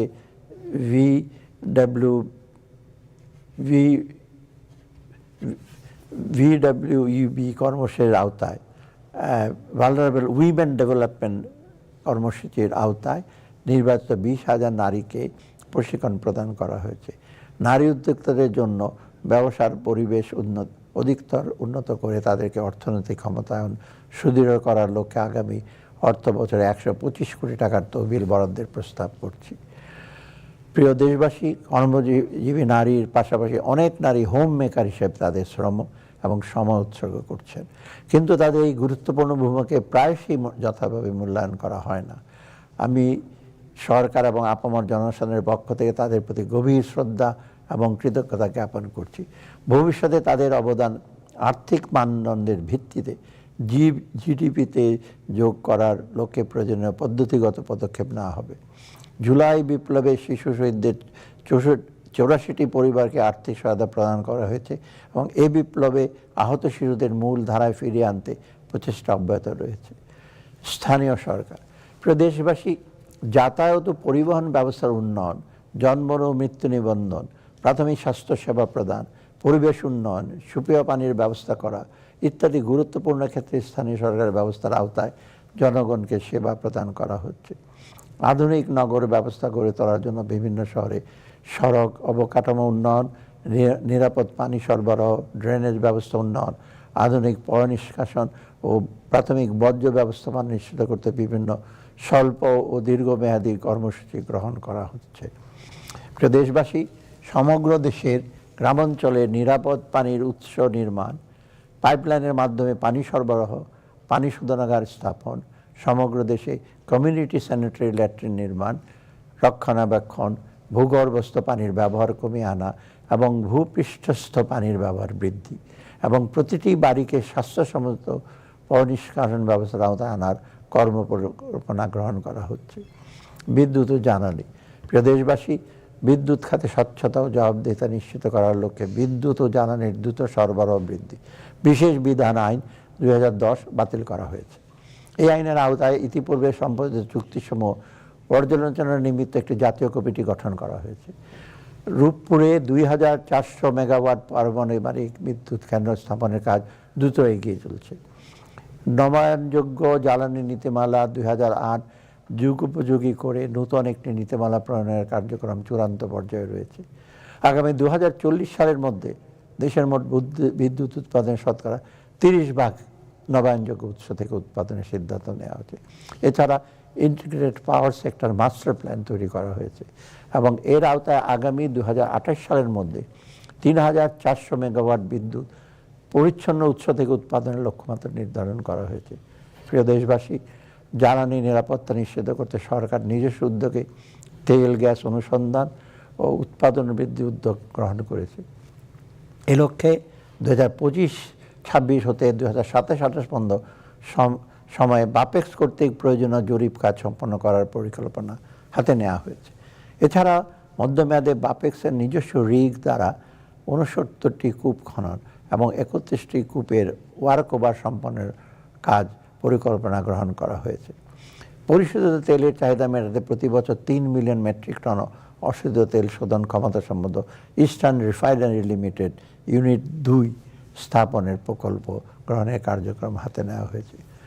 সড়ক ও রেলপথ, রেল পরিবহন। প্রিয় দেশবাসী, আমাদের সরকার টেকসই, নিরাপদ, ব্যয় সাশ্রয়ী ও পরিবেশ বান্ধব সড়ক নেটওয়ার্ক নির্মাণের প্রতিশ্রুতি হিসাবে বিদ্যমান রোড মাস্টার প্ল্যান 2009-এর হালনাগাদকরণের উদ্যোগ গ্রহণ করেছে। বৈদ্যুতিক 3 হুইলার ব্যবস্থাপনার শৃঙ্খলা। প্রিয় দেশবাসী, আমাদের সরকার টেকসই, নিরাপদ, ব্যয় সাশ্রয়ী ও পরিবেশ বান্ধব সড়ক নেটওয়ার্ক নির্মাণের প্রতিশ্রুতি হিসাবে বিদ্যমান রোড মাস্টার প্ল্যান 2009 হালনাগাদের উদ্যোগ গ্রহণ করেছে।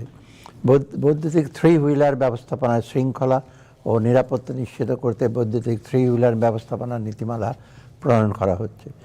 নিরাপদ, আরামদায়ক এবং সাশ্রয়ী হিসাবে রেল পরিবহন বিশ্বব্যাপী অত্যন্ত জনপ্রিয়। তবে বাংলাদেশে এই খাতে উল্লেখযোগ্য অগ্রগতি এখনও অর্জন করা সম্ভব হয়নি। আমরা এই অবস্থার আমূল পরিবর্তন ঘটাতে চাই। এ লক্ষ্যে 30 বছর মেয়াদী রেলওয়ে মাস্টার প্ল্যান অনুযায়ী Bangladesh railway double line track নির্মাণ, গেজ একীভূতকরণ, আধুনিক সিগন্যালিং সিস্টেমের প্রবর্তন, সমুদ্র বন্দরের সাথে রেল যোগাযোগের উন্নয়ন, আপগ্রেডেড লোকোমোটিভ প্রবর্তন এবং বৈদ্যুতিক ট্র্যাকশন প্রবর্তন ইত্যাদি পদক্ষেপ গ্রহণ করা হয়েছে। ঢাকা হতে ভাঙ্গা হয়ে যশোর পর্যন্ত রেল চলাচল শুরু হয়েছে এবং যমুনা রেলওয়ে সেতুর নির্মাণ কাজ শেষে রেল চলাচল শুরু হয়েছে। তথ্য ও যোগাযোগ প্রযুক্তি এবং বিজ্ঞান গবেষণা। প্রিয় দেশবাসী, ক্যাশলেস সোসাইটি বিনির্মাণ, আর্থিক সুশাসন প্রতিষ্ঠা এবং আর্থিক অন্তর্ভুক্তি ফাইন্যান্সিয়াল ইনক্লুশনের পরিসর বৃদ্ধিতে মোবাইল আর্থিক সেবা MFS গুরুত্বপূর্ণ ভূমিকা রাখছে। মোবাইল আর্থিক পরিষেবার মাধ্যমে প্রত্যন্ত অঞ্চলের জনগণের কাছে ব্যাংকিং সেবা পৌঁছে যাচ্ছে, যা তাৎক্ষণিক টাকা পাঠানো, সরকারি বিভিন্ন সামাজিক সুরক্ষার ভাতা গ্রহণ ও সেবার বিল পরিশোধ, রেমিটেন্স গ্রহণ সহ নানাবিধ আর্থিক সেবা সহজে প্রাপ্তির ক্ষেত্রে গুরুত্বপূর্ণ ভূমিকা রাখছে। প্রিয় দেশবাসী, সারা দেশে 5000 শিক্ষা প্রতিষ্ঠানে ICTD ডিজিটাল ল্যাব ও 300 শিক্ষা প্রতিষ্ঠানে ICTD স্কুল অফ ফিউচার স্থাপন করা হয়েছে। সারা দেশে 491টি উপজেলায় উপজেলা পরিষদ কমপ্লেক্সে তরুণ তরুণীদের প্রশিক্ষণ প্রদানের লক্ষ্যে উপজেলা সেবা ও তথ্য প্রযুক্তি প্রশিক্ষণ নির্মাণ করা হচ্ছে। তথ্য প্রযুক্তি খাতের সম্ভাবনা বিবেচনায় এবং এ খাতে নতুন নতুন উদ্যোক্তাদের উৎসাহিত করার লক্ষ্যে আগামী অর্থবছরে 100 কোটি টাকা স্টার্ট আপ তহবিল হিসাবে বরাদ্দ রাখার প্রস্তাব করছি। দেশে বিজ্ঞান চর্চা, বিজ্ঞান ও প্রযুক্তি বিষয়ে গবেষণা উন্নয়নের কাজে উৎসাহ ও অনুপ্রেরণা প্রদানের লক্ষ্যে বিভিন্ন বিশ্ববিদ্যালয় 2024-25 অর্থবছরে 492টি প্রকল্পের অনুকূলে প্রায় 16 কোটি 66 লক্ষ টাকার বিশেষ গবেষণা অনুদান প্রদান করা হয়েছে। উন্নয়নের সর্বোচ্চ স্তরে পৌঁছার জন্য বিজ্ঞান গবেষণার গুরুত্ব বিবেচনা আগামী অর্থবছরে মৌলিক বিজ্ঞান গবেষণা এবং সামুদ্রিক সম্পদ আহরণের সুষ্ঠু ব্যবস্থাপনার মাধ্যমে ব্লু ইকোনমির সম্ভাবনাকে কাজে লাগাবার লক্ষ্যে গবেষণা কার্যক্রম বাবদ 200 কোটি টাকা বরাদ্দের প্রস্তাব করছি। পরিবেশ ও জলবায়ু পরিবর্তন। প্রিয় দেশবাসী, জলবায়ু পরিবর্তনের প্রভাবে সবচেয়ে ঝুঁকির মুখে যে দেশগুলো রয়েছে বাংলাদেশ তার মধ্যে শীর্ষে রয়েছে। জলবায়ু পরিবর্তনের নেতিবাচক মোকাবেলায় জলবায়ু পরিবর্তন ট্রাস্ট ফান্ডের মাধ্যমে বায়ু, পানি ও মাটি দূষণ প্রতিরোধ, বর্জ্য ব্যবস্থাপনা ও পরিবেশ উন্নয়ন, জলবায়ু পরিবর্তনের প্রশমন, স্বাস্থ্য সুরক্ষার প্রভাব নিরূপণ, নারীর অভিযোজন সক্ষমতা বৃদ্ধি, উপকূলীয় ইকোসিস্টেম মূল্যায়ন, জলবায়ু সহনশীলতা অর্জনে গণমাধ্যমের সক্ষমতা বৃদ্ধি ইত্যাদি কার্যক্রম গ্রহণ করা হচ্ছে। জলবায়ু পরিবর্তনের ঝুঁকির গভীরতা ও গুরুত্ব বিবেচনায় প্রয়োজনীয় কার্যক্রম গ্রহণের লক্ষ্যে আগামী অর্থবছরে 100 কোটি টাকা বরাদ্দের প্রস্তাব করছি। প্রিয় দেশবাসী, এবার আমি আগামী অর্থবছরে সরকারের রাজস্ব আহরণের পরিকল্পনা আপনাদের সামনে তুলে ধরছি। রাজস্ব আহরণ কার্যক্রমের প্রত্যক্ষ কর, আয়কর। প্রিয় দেশবাসী, দেশের প্রত্যক্ষ কর ব্যবস্থাপনায় আধুনিক, ন্যায্য, করদাতা বান্ধব ও বিনিয়োগে বান্ধব করার ধারাবাহিকতায় 2025-26 অর্থবছরের বাজেটে বেশ কিছু উল্লেখযোগ্য উদ্যোগ গ্রহণ করা হয়েছে। আমি এ পর্যায়ে আয়করের বিধানে আনিত গুরুত্বপূর্ণ পরিবর্তন, সংশোধন ও পরিবর্তনের সারসংক্ষেপ উপস্থাপন করছি। প্রিয় দেশবাসী, অর্থ আইন 2024 এর মাধ্যমে 2025-26 কর বর্ষের জন্য ভবিষ্যাপেক্ষ প্রসপেক্টিভ কর হার ও সারচার্জ নির্ধারণ করা হয়েছিল। এর ধারাবাহিকতা অর্থ অধ্যাদেশ 2025-এর মাধ্যমে 2026-27 ও 2027-28 কর বর্ষের কর হার ও সারচার্জ নির্ধারণ করা হয়েছে। ফলে করদাতাগণ 2025-26, 2026-27 এবং 2027-28 এই 3 কর বর্ষের জন্য প্রযোজ্য কর হার সম্পর্কে আগাম ধারণা লাভ করতে সক্ষম হবে। তবে প্রস্তাবিত ও পরবর্তী 2 বছরের কর হার পরবর্তী সরকার পরিবর্তন করতে পারবেন। প্রিয় দেশবাসী, 2026-27, 2027-28 কর বর্ষের জন্য স্বাভাবিক ব্যক্তি করদাতার ক্ষেত্রে করমুক্ত আয়ের সীমা বাড়িয়ে 3,75,000 টাকা করা হয়েছে। গেজেটভুক্ত জুলাই গণ অভ্যুত্থান 2024-এর আহত জুলাই যোদ্ধা করদাতাদের ক্ষেত্রে করমুক্ত আয়ের সীমা 5,25,000 টাকা নির্ধারণ করা হয়েছে। বর্তমানে স্বাভাবিক ব্যক্তি ও হিন্দু অবিভক্ত পরিবার করদাতাদের জন্য 2026-27 ও 2027-28 কর বর্ষে মোট আয়কর মুক্ত আয়ের সীমা অতিক্রম করলে ন্যূনতম করের পরিমাণ এলাকা নির্বিশেষে 5,000 টাকা নির্ধারণ করা হয়েছে। নূতন করদাতাদের ন্যূনতম করের পরিমাণ 1,000 টাকা নির্ধারণ করা হয়েছে। কর পরিপালনের জন্য সহজ করার জন্য লিস্টেড কোম্পানি সমূহের ক্ষেত্রে 2.5% কর হার সুবিধা প্রাপ্তির শর্ত শিথিল করে আয়, ব্যয় ও বিনিয়োগের পরিবর্তে কেবল সকল প্রকার আয় ব্যাংক ট্রান্সফারের মাধ্যমে সম্পন্ন করার শর্ত আরোপ করা হয়েছে।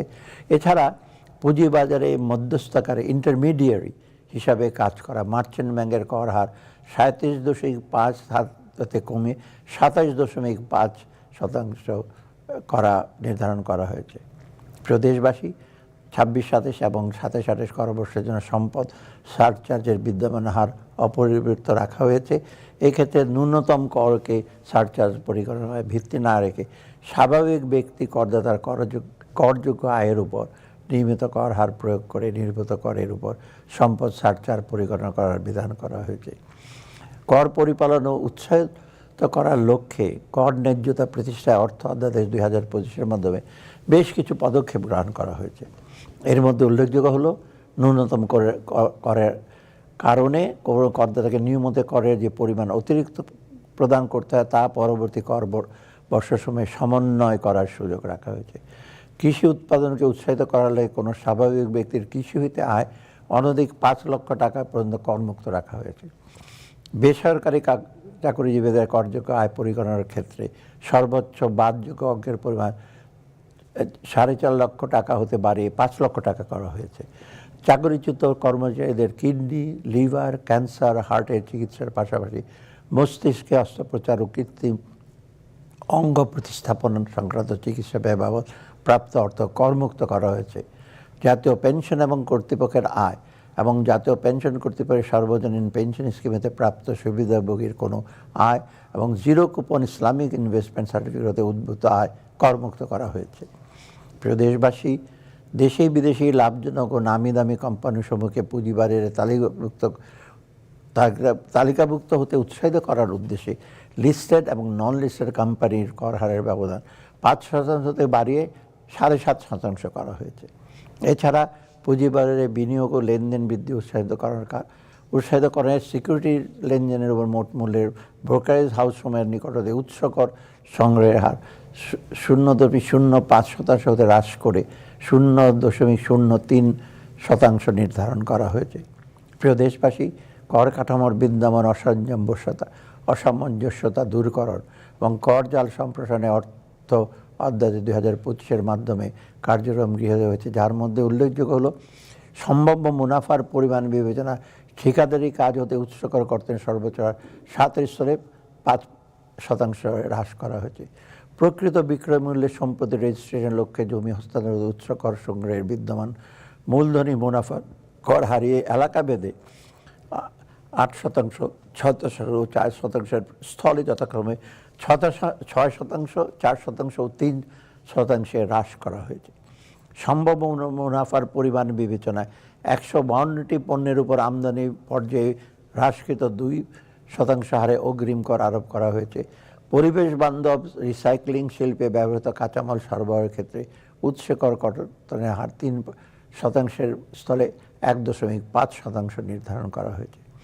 গ্যাস বিতরণে কোম্পানির ক্ষেত্রে নিযুক্ত কোম্পানি ক্ষেত্রে উৎস কর কর্তনের হার 2% স্থলে 0.6% নির্ধারণ করা হয়েছে। ইন্টারনেট সেবা থেকে উৎস কর কর্তনের হার 10% স্থলে 5% করা হয়েছে। সিকিউরিটিদের সুদ হতে উৎস কর কর্তনের হার 5% স্থলে 10% করা হয়েছে। বিদ্যুৎ ক্রয়ের অর্থ পরিশোধকালে উৎস কর্তনের হার 6% স্থলে 4% করা হয়েছে। সম্ভাব্য মুনাফার পরিমাণ বিবেচনায় সিগারেট প্রস্তুতকারকের নিকট হইতে নিট বিক্রয় মূল্যের উপর 3% স্থলে 5% হারে অগ্রিম কর সংগ্রহের বিধান রাখা হয়েছে। স্বাভাবিক ব্যক্তি করদাতাদের ক্ষেত্রে টার্নওভার করের আওতামুক্ত সীমা 3 কোটি টাকা হতে বাড়িয়ে 4 কোটি টাকা করা হয়েছে। মোবাইল অপারেটরদের টার্নওভার করের পরিমাণ 2% থেকে কমিয়ে 1.5% নির্ধারণ করা হয়েছে। প্রিয় দেশবাসী, করদাতাদের জন্য কর প্রদান, রিটার্ন দাখিল, দলিলপত্র সংরক্ষণ সহ কর পরিপালনের আনুষ্ঠানিকতা সহজ করার লক্ষ্যে নিম্নরূপ বিধান করা হয়েছে।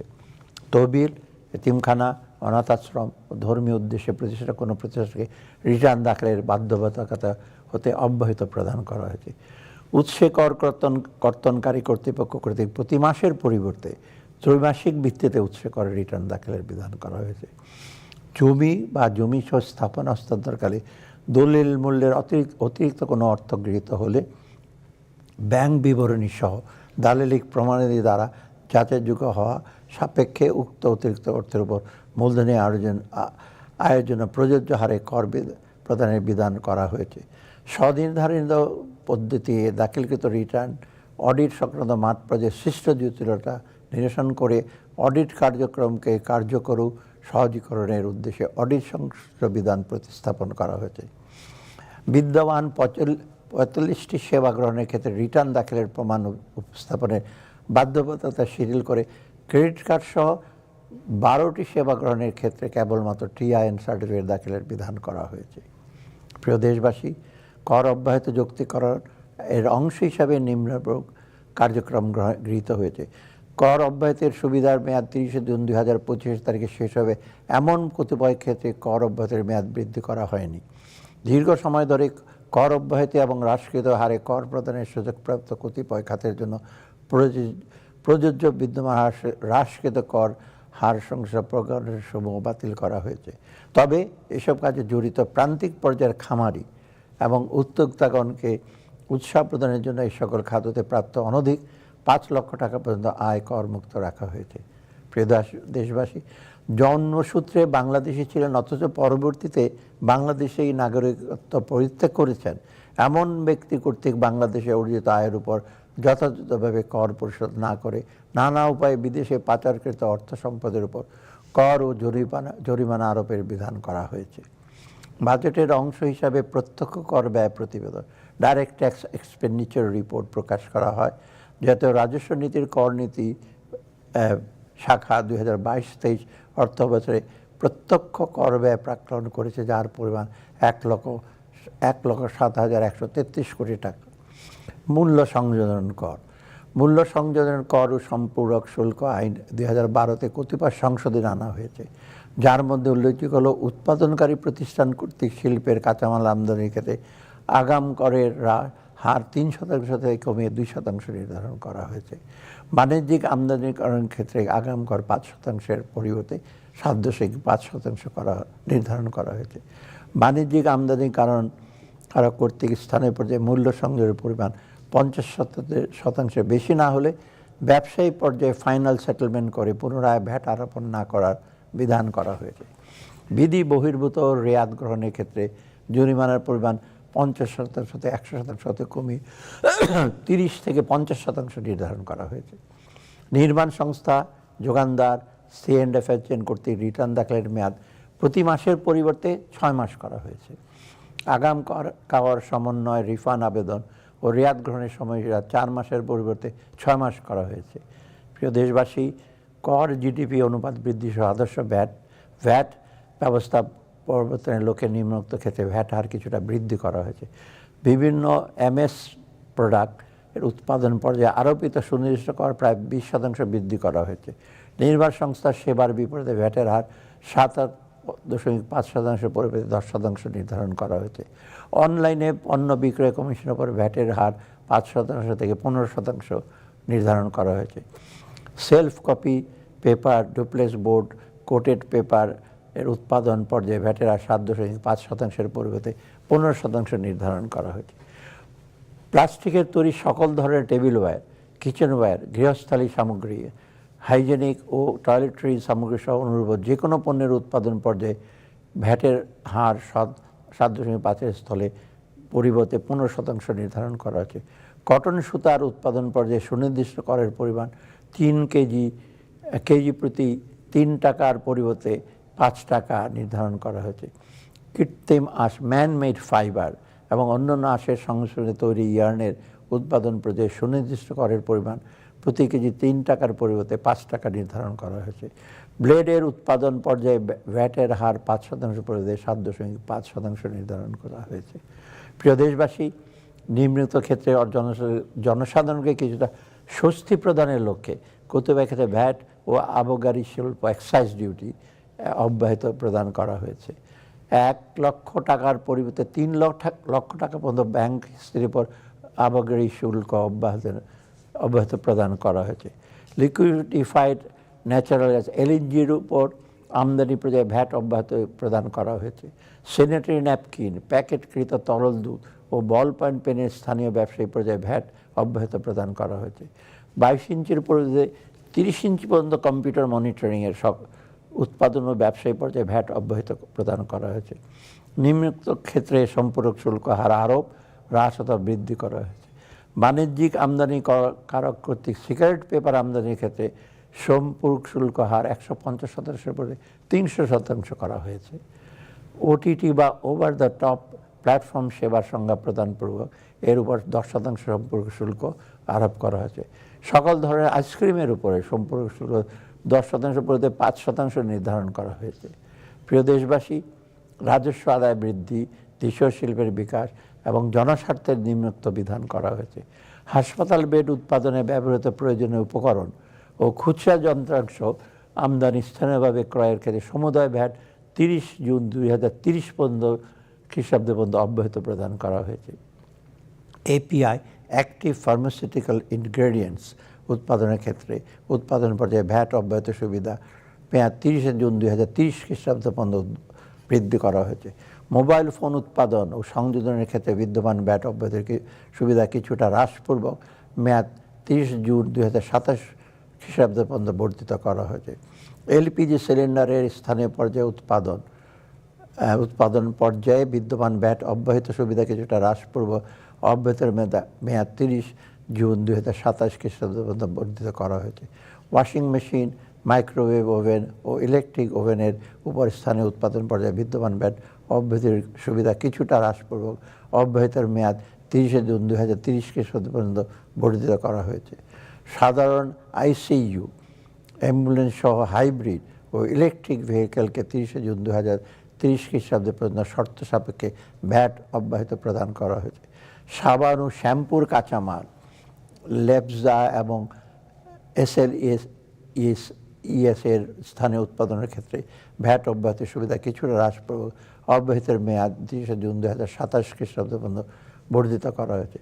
লিথিয়াম ও গ্রাফিন ব্যাটারি উৎপাদনের ক্ষেত্রে উৎপাদন পর্যায়ে 30 জুন 2027 সাল পর্যন্ত সমুদায় মূল্য সংযোজন কর এবং 1 জুলাই 2028 থেকে 30 জুন 2030 পর্যন্ত 5% অতিরিক্ত ভ্যাট অব্যাহত প্রদান করা হয়েছে।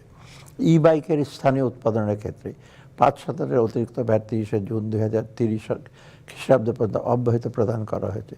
রেফ্রিজারেটর, ফ্রিজার, এয়ার কন্ডিশনারের কম্প্রেসার উৎপাদনের জন্য কতিপয় প্রয়োজনীয় উপকরণ আমদানির ক্ষেত্রে আমদানি পর্যায়ে সম্পূরক 30 জুন 2028 খ্রিস্টাব্দ পর্যন্ত অব্যাহত প্রদান করা হয়েছে। Sterile, surgical catgut, surgical suture, lifts and skip হোয়েস, সেট টপ বক্স এবং বল পয়েন্ট কলম আমদানি পর্যায়ের ভ্যাট অব্যাহত প্রত্যাহার করা হয়েছে। আমদানি ও রপ্তানি শুল্ক। প্রিয় দেশবাসী, 2025-26 অর্থ বছরের বাজেট আমদানি শুল্ক কর বিষয়ে গুরুত্বপূর্ণ প্রস্তাবসমূহ উপস্থাপন করছি। বিদ্যমান শুল্ক কর কাঠামো পুনর্বিন্যাস, আগামী অর্থ বছরে বিদ্যমান 6 স্তর বিশিষ্ট শুল্ক কাঠামো পুনর্বিন্যাস করে এটি নূতন স্তর 3% যুক্ত করার প্রস্তাব করা হয়েছে। একই সাথে আমদানি পর্যায়ে 12 স্তর বিশিষ্ট সম্পূরক শুল্কের পাশাপাশি নতুন একটি সম্পূরক শুল্ক হার 40% নির্ধারিত প্রস্তাব করা হয়েছে। তবে সর্বসাধারণের সুবিধার্থে নিত্য প্রয়োজনীয় পণ্য, প্রধান খাদ্যদ্রব্য, সার, বীজ, জীবন রক্ষাকারী ঔষধ এবং তুলা সহ আরও কতিপয় শিল্পের কাঁচামালের ক্ষেত্রে বিদ্যমান শূন্য শুল্ক হার অপরিবর্তিত রাখার প্রস্তাব করছি। শুল্ক কর যৌক্তিকীকরণ, আমদানি পণ্যের শুল্ক কর হার পর্যায়ক্রমে হ্রাস করা এবং মার্কিন যুক্তরাষ্ট্রের সাথে বাণিজ্য সংলাপের প্রস্তুতির অংশ হিসেবে 110টি পণ্যের আমদানি শুল্ক সম্পূর্ণ প্রত্যাহার, 65টি পণ্যের আমদানি শুল্ক হ্রাস, 9টি পণ্যের সম্পূরক শুল্ক সম্পূর্ণভাবে প্রত্যাহার এবং 442টি পণ্যের সম্পূরক শুল্ক হ্রাস করার প্রস্তাব করা হয়েছে। ট্যারিফ ও ন্যূনতম মূল্য যৌক্তিকরণ, প্রিয় দেশবাসী, বর্তমানে বলবৎ ন্যূনতম ট্যারিফ মূল্য পর্যায়ক্রমে প্রত্যাহার করার অংশ হিসাবে বিদ্যমান সকল ট্যারিফ মূল্য প্রত্যাহারের প্রস্তাব করা হয়েছে। একই সাথে 84টি পণ্যের ন্যূনতম মূল্য প্রত্যাহার এবং 63টি পণ্যের ন্যূনতম মূল্য বৃদ্ধি করে শুল্ক মূল্য যুক্তি করার প্রস্তাব করা হয়েছে। নিত্য প্রয়োজনীয় পণ্যের অত্যাবশ্যক পণ্যের শুল্ক হ্রাস, শুল্ক কর হ্রাস। প্রিয় দেশবাসী, পেট্রোলিয়াম জাতীয় পণ্যের উপর মূল্য স্থিতিশীল রাখার লক্ষ্যে অপরিশোধিত এবং পরিশোধিত উভয় ধরনের পেট্রোলিয়াম আমদানিতে শুল্ক কর হ্রাস করা এবং সকল পণ্যের ট্যারিফ মূল্য প্রত্যাহারের প্রস্তাব করা হয়েছে। এছাড়া পরিশোধিত চিনির আমদানি শুল্ক হ্রাসের প্রস্তাব করা হয়েছে। শিল্প খাতে সহায়তা এবং ন্যায়সঙ্গত প্রতিরক্ষণ প্রদান, শিল্প খাতে প্রণোদনার অংশ হিসাবে বিভিন্ন পণ্য উৎপাদনের জন্য প্রয়োজনীয় কাঁচামাল আমদানিতে বিদ্যমান শুল্ক হার হ্রাস করার প্রস্তাব করা হয়েছে। স্থানীয় শিল্পের প্রতিরক্ষণের জন্য chlorinated paraffin wax, sealed battery, polyester staple fibre, battery separator, লিফটের যন্ত্রাংশ এবং এলইডি বাতির যন্ত্রাংশ কতিপয় পণ্যের আমদানি শুল্ক বৃদ্ধির প্রস্তাব করা হয়েছে। ঔষধ শিল্প, ক্যান্সার প্রতিরোধক ঔষধ সহ সকল ধরনের ঔষধ শিল্পের কাঁচামাল আমদানি এবং এপিআই অ্যাক্টিভ ফার্মাসিউটিক্যাল ইনগ্রেডিয়েন্ট তৈরির কাঁচামাল আমদানিতে শুল্ক কর অব্যাহত সুবিধা সম্প্রসারণের প্রস্তাব করা হয়েছে। কৃষি, কোল্ড স্টোরেজ স্থাপনে প্রয়োজনীয় যন্ত্রপাতি আমদানিতে রেয়াতি সুবিধা প্রদান করে একটি নূতন প্রজ্ঞাপন জারির প্রস্তাব করা হয়েছে। স্থানীয়ভাবে কৃষি যন্ত্রপাতি উৎপাদনকে উৎসাহিত করতে কম্বাইন হারভেস্টার তৈরি যন্ত্রাংশ আমদানিতে বিদ্যমান শুল্ক হারের প্রস্তাব করা হয়েছে। পরিবহন খাত, টায়ার উৎপাদনে ব্যবহার্য উপকরণের শুল্ক হ্রাসের প্রস্তাব করা হয়েছে। এছাড়া 16 থেকে 40 আসন বিশিষ্ট বাস এবং 10 থেকে 15 আসন বিশিষ্ট মাইক্রোবাসের শুল্ক কর হ্রাসের প্রস্তাব করা হয়েছে। বন্ড ব্যবস্থাপনার আধুনিকীকরণ, বন্ড ব্যবস্থাপনাকে সহজীকরণ ও ব্যবসা বন্ধ করার উদ্দেশ্যে সেন্ট্রাল বন্ডেড ওয়্যারহাউস ও ফ্রি জোন বন্ডেড ওয়্যারহাউস ব্যবস্থার প্রবর্তন করা হয়েছে। কাস্টম আইনের কতিপয় ধারা সংশোধন ও কতিপয় নতুন বিধান সংযোজন। প্রিয় দেশবাসী, কাস্টম আইন 2023 আরও যুগোপযোগী ও কার্যকর করার লক্ষ্যে এর নিম্নত্ব পরিমার্জন ও সংযোজন প্রস্তাব করা হয়েছে, যথা আমদানিকৃত পণ্য চালানের মূল্য এবং শুল্ক ফাঁকির পরিমাণ 2000 টাকার কম হলে শুল্ক কর বা অতিরিক্ত শুল্ক কর আরোপ করা হয় না। উভয়ের ক্ষেত্রে এই সীমা 4000 টাকা করা হয়েছে। বিলম্বে শুল্ক পরিশোধের ক্ষেত্রে বিদ্যমান সুদের হার এবং সুদ আরোপের সর্বোচ্চ সীমা মূল্য ও সংযোজন করে আইন সম্পর্ক শুল্ক আইন 2012 সাথে সামঞ্জস্যপূর্ণ করা হয়েছে। আমদানি নিয়ন্ত্রণ সংক্রান্ত বিধান লঙ্ঘন এবং কার্গো ঘোষণা দাখিলে ভুল ত্রুটির ক্ষেত্রে আরোপযোগ্য জরিমানার হার কমানো হয়েছে। স্বাস্থ্য, পরিবেশ এবং শিশু কল্যাণ দেশের উন্নত চিকিৎসা নিশ্চিতকরণের লক্ষ্যে রেফারেল হাসপাতালের সময়ের পাশাপাশি 50,000 অধিক সকল হাসপাতাল স্থাপনের জন্য যন্ত্রপাতি ও সরঞ্জাম আমদানিতে শুল্ক কর হ্রাসের প্রস্তাব করা হয়েছে। স্থানীয় পর্যায়ে পরিবেশ বান্ধব ই-বাইক উৎপাদনে প্রণোদনা প্রদানের লক্ষ্যে নূতন প্রজ্ঞাপন জারির প্রস্তাব করা হয়েছে। উপসংহার, প্রিয় দেশবাসী, মাত্র অল্প কয়েক মাসে কঠিন চ্যালেঞ্জ মোকাবেলা করে দেশকে স্থিতিশীল করার কাজটি প্রায় সম্পন্ন করা না সম্ভব হলেও পরিপূর্ণ সাফল্যের দোরগোড়ায় পৌঁছতে আমাদের এখনও অনেকটা পথ পেরোতে হবে। সাম্প্রতিক মাসগুলোতে মূল্যস্ফীতির হ্রাস পাওয়ার প্রবণতা দেখা গেল তা এখনও পুরোপুরি নিয়ন্ত্রণে আসেনি। গত এপ্রিল মাসে মার্কিন প্রশাসন কর্তৃক আরোপিত অতিরিক্ত শুল্কের নেতিবাচক প্রভাব ও আমাদের অর্থনীতির উপর পড়ার সম্ভাবনা রয়েছে। এছাড়া সম্প্রতি যে বাজার ভিত্তিক মুদ্রা বিনিময় হার চালু করা হয়েছে তার কোনো নেতিবাচক প্রভাবের আপাতত বাজারের উপর পড়ার সম্ভাবনা না থাকলেও এ বিষয়ে আমাদের সতর্ক দৃষ্টি রাখতে হচ্ছে।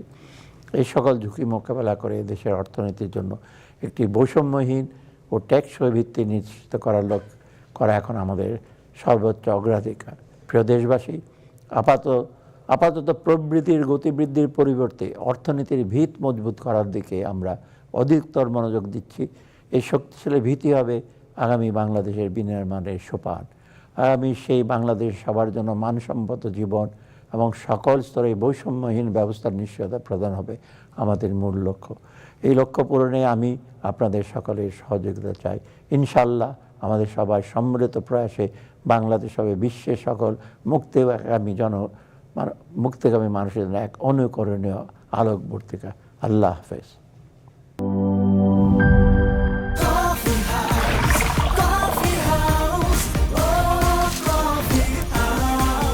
কফি হাউস, প্রতি চুমুকে আড্ডা জমে।